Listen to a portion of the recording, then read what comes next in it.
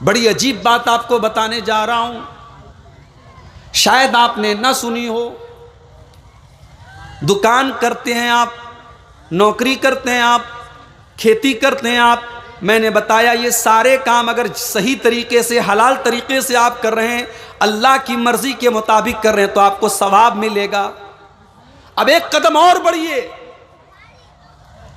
आपके पास 40 रुपया है, 10 रुपये में आपने अपने बीवी और बच्चे की जरूरत का सामान खरीदा, 10 रुपया आपने किसी गरीब को दे दिया, 10 रुपये में आपने किसी मदरसे में चंदा दे दिया, और 10 रुपये के जरिए आपने किसी गुलाम को आजाद कर दिया। 4 तरीके का सदका आपने किया। एक सदका आपने यह किया कि अपने बाल बच्चों की जरूरत को पूरा किया, एक सदका आपने किया कि किसी गरीब की मदद की, एक सदका आपने किया किसी मदरसे में अल्लाह की राह में आपने दे दिया, और एक सदका आपने किया किसी गुलाम को आजाद कर दिया।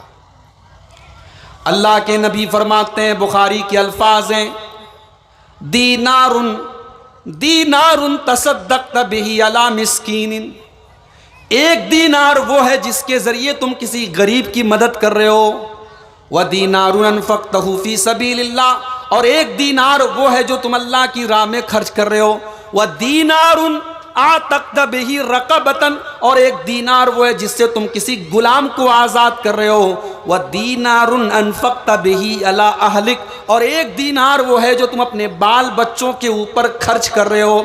अल्लाह के नबी फरमाते हैं, आज़मुहा अजरन दीनारुन तसद्दक़्त बिही अला अहलिक, सबसे बेहतरीन दीनार वो है, सबसे ज़्यादा सवाब जिसके ऊपर तुमको मिलेगा, ये वो दीनार है जो तुम अपने बाल बच्चों के ऊपर खर्च कर रहे हो, अपने परिवार के ऊपर खर्च कर रहे हो। मेरे प्यारे भाइयों, बच्चों को भूखा रख करके, बीवी को भूखा रख करके, बीवी की जायज़ ज़रूरतों को मार करके आप अल्लाह की राह में अगर सदका भी कर रहे हैं, तो अल्लाह की नज़र में वो सदका नहीं है। अपने बाल बच्चों की ज़रूरतों को पूरा करना ये दुनिया का सबसे बड़ा सदका है।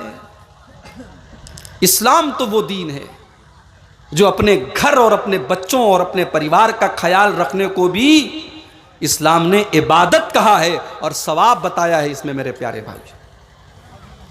और आगे बढ़िए, सही मुस्लिम की रिवायत है, अल्लाह के रसूल के पास कुछ गरीब साहब आए, आए अल्लाह के नबी, ज़हब अहलुद दुसूर बिल उजूर, अमीर लोग तो सवाब में हमसे आगे निकल जाते हैं, नमाज हम भी पढ़ते हैं, नमाज वो भी पढ़ते हैं, रोज़ा हम भी रखते हैं, रोज़ा वो भी रखते हैं, व यतसद्दक़ून बिफ़ुज़ूल अमवालिहिम, लेकिन अल्लाह के नबी हम तो गरीब लोग हैं, हमारे पास सदका खैरात करने के पैसे नहीं हैं। अमीरों को अल्लाह ने पैसा दिया है, वो खूब मदरसे में मस्जिद में अल्लाह की राह में चंदे देते हैं, सदका देते हैं, खैरात करते हैं। अय अल्लाह के नबी, अमीर लोग तो हमसे आगे निकल जाएंगे और हम तो पीछे रह जाएंगे।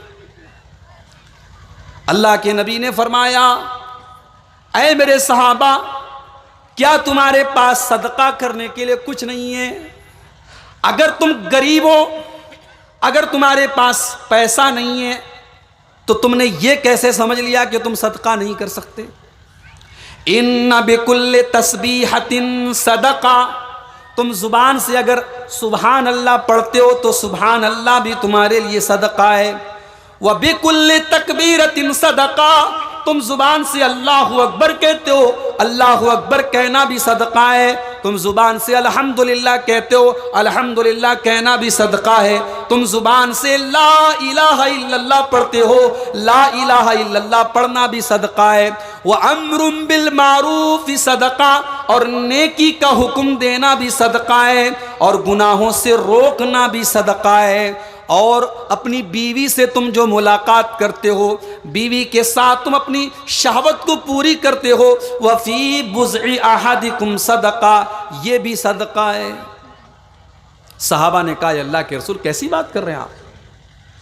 क्या एक इंसान अपनी शहवत को पूरी कर रहा है, क्या उसके लिए भी उसको सवाब मिलेगा?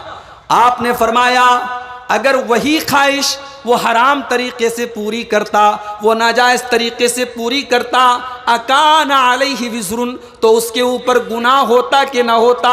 यकीनन होता तो जब वही काम वो अपनी बीवी के साथ हलाल और जायज़ तरीके से कर रहा है तो उसके ऊपर उसको अजर सवाब मिलेगा। ये है हमारी शरीयत कि मियाँ बीवी के ताल्लुक को भी अगर हलाल और जायज़ तरीके से इंसान अदा कर रहा है तो इस ताल्लुक पर भी उसको सवाब मिलेगा। मेरे भाइयों, इबादत का मतलब आप ये मत समझिए अल्लाह ने सिर्फ नमाज के लिए पैदा किया, जी नहीं, आप अल्लाह की मर्जी के मुताबिक जिंदगी गुजारें, यही इबादत है और इसी मकसद के तहत अल्लाह ने हमें और आपको पैदा किया।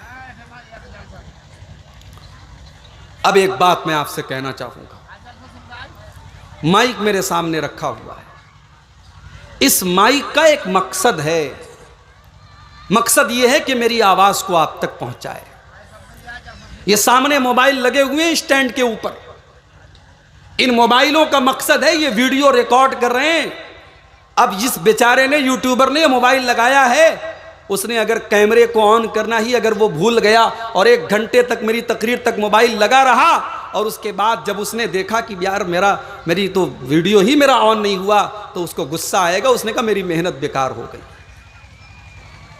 जब कोई चीज अपने मकसद पर पूरी ना उतरे, हम उसे कूड़ेदान में डाल देते हैं, उसे कबाड़ में डाल देते हैं। मोबाइल के अंदर जब तक पावर है, मोबाइल जब तक चालू हो रहा है, ऑन हो रहा है, हमारे बड़े काम की चीज़ है। मोबाइल की बैटरी ख़त्म हो जाए, मोबाइल बिगड़ जाए, मोबाइल ऑन ना हो तो मोबाइल बेकार हो जाता है, कूड़ा हो जाता है। मेरे प्यारे भाइयों, अल्लाह ताला ने हमें और आपको एक मकसद के तहत पैदा किया है। हम इस दुनिया में इसलिए आए हैं कि अल्लाह को राज़ी करें। अगर हमने अपने मकसद को भूला दिया, अगर हम अपने मकसद को भूल गए तो हम भी कूड़ा बन जाएंगे, हम भी कबाड़ बन जाएंगे। और आज दुनिया में हम कबाड़ बन चुके हैं। आज मसला सिर्फ हमारे इंडिया का नहीं है, दुनिया का कौन सा ऐसा मुल्क है जहां हम परेशान नहीं हैं, जहां हम जलील नहीं हैं, जहां मारा और पीटा नहीं जा रहा है। वजह क्या है? वजह यह है कि हमने अपने मकसद ज़िंदगी को भुला दिया है। मुसलमान का जिंदगी का मकसद क्या है? खाओ, कमाओ और एंजॉय करो। इलेक्शन का टाइम आ रहा है, मुसलमानों के गांव में शराब नेता लोग बंटवा रहे हैं कि नहीं बंटवा रहे? मुझे बताएं आप। मुसलमान दारू पी के वोट दे रहा है, पैसे खा रहा है और वोट दे रहा है। क्या जिंदगी का मकसद यही है? खाओ और कमाओ और एंजॉय करो। यह मुसलमान की सोच नहीं हो सकती मेरे भाई। मुसलमान की सोच ये कभी नहीं हो सकती। ये तो काफिर की सोच हो सकती है, ये अल्लाह को ना मानने वाले की सोच हो सकती है। इन हिया इल्ला हयातुन दुनिया वमा नहनु बिमबऊतीन। हमें तो बस दुनिया में रहना है, हमें मरना नहीं है, हमें हिसाब किताब नहीं देना है। ये काफिर की सोच है, मोमिन की ये सोच नहीं हो सकती। मोमिन तो बेचारा 5 टाइम की नमाज पढ़ता है, तो नमाज की हर रकात में वो सूरह फातिहा पढ़ता है और सूरह फातिहा में वो बार बार ये रिपीट करता है, अल्हम्दुलिल्लाहि रब्बिल आलमीन अर्रहमानिर रहीम मालिकी यौमिद्दीन। तमाम तारीफ़ें उस अल्लाह के लिए हैं जो सारी कायनात का रब है, जो बड़ा मेहरबान है, बहुत रहम वाला है। मालिकी यौमिद्दीन, और वो क़यामत के दिन का, वो बदले के दिन का, हिसाब के दिन का मालिक है। एक दिन ऐसा आएगा जब वो हमसे हिसाब लेगा और हमें हिसाब देना होगा। ये 5 टाइम की नमाज में 17 बार, कम से कम 17 रकात नमाज हम पढ़ते हैं 5 टाइम में। 17 रकात नमाजों में 17 बार हम इस बात को रिपीट करते हैं, हम बार बार दोहराते हैं कि हमें अल्लाह को हिसाब देना है। अल्लाह जो मालिकी यौमिद्दीन है, जो हिसाब के दिन का मालिक है। मोमिन अपनी जिंदगी के मकसद को भूल जाए, ऐसा नहीं हो सकता मेरे भाई। मोमिन की यह सोच कभी नहीं हो सकती। अगर यह सोच मोमिन की है तो मोमिन को अपने ईमान का जायजा लेने की जरूरत है। अल्लाह ने फरमाया, रुबमा यवद्दुल्लज़ीन कफरू लौ कानू मुस्लिमीन। कल क़यामत के दिन काफिर लोग ये कहेंगे कि काश हम मुसलमान होते। आज दुनिया में वो मुसलमानों को गलत समझते हैं, मुसलमानों को बुरा समझते हैं, लेकिन कल क़यामत के दिन ये काफिर लोग पछताएंगे और कहेंगे लौ कानू मुस्लिमीन, काश कि हम मुसलमान होते। ज़रहुम याकुलू व यतमत्तऊ व युल्हिहिमुल अमलु फसौफ यअलमून। ऐ नबी इनको खाने दो, इनको पीने दो, इनको इंजॉय करने दो, इनको मज़ा लेने दो। फसौफ यअलमून, करीब इनको पता चल जाएगा कि इस ज़िंदगी का मकसद क्या है। जब ये अल्लाह के पास जाएंगे तब इनको समझ में आएगा। मेरे भाइयों, हम सब अपने दिल पे हाथ रख के सोचें।